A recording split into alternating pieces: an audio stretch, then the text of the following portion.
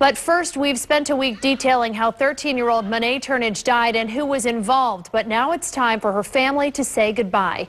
ABC 2 News' Brian Kubler has been working this story all week. He joins us now with how those who've come to mourn her are not just family and friends, but also complete strangers. Josie, Monae Turnage will be laid to rest this weekend, but her story is still very much alive in many hearts and minds. We've been telling and developing Monae Turnage's story all week, but there's something so disturbingly final about the backdrop of today's narrative, a jolt to the reality of friends, family, and even complete strangers. You don't know the family, you don't know Monae, but you felt like I had to come down here. Why? Because I lost a child to the streets in '08, so I know what the mother going through. And her death was tragic.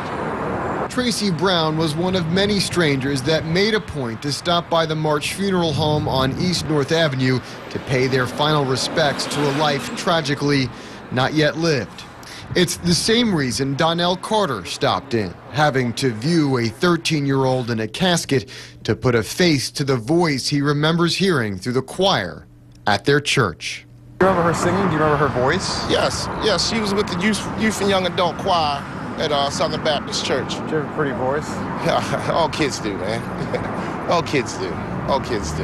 Yeah, all kids do, you know. But it's just a tragedy that just something like this had to happen. These are the types of stories family and complete strangers will share through this weekend as a community struggles to make sense of laying a 13-year-old to rest.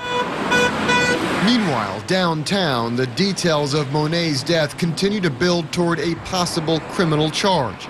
At issue for detectives in homicide is not exactly how it happened, but to what extent one of the department's own officers was involved. Sources tell us the gun used in the accidental shooting by the two charged juveniles was not the officers. But now the crux of their investigation currently depends on physical evidence, DNA that may reveal what, if any, role he may have played after the shooting.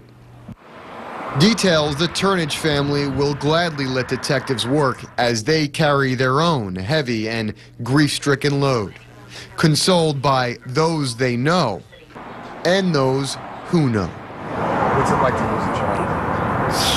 I can't even explain it. They take a part of you with them. The visitation for Monae Turnage started at 9 o'clock this morning, but the formal wake will be from about now until 7 o'clock tonight. The family will also receive friends at Southern Baptist Church at 1701 North Chester Street tomorrow morning at 10.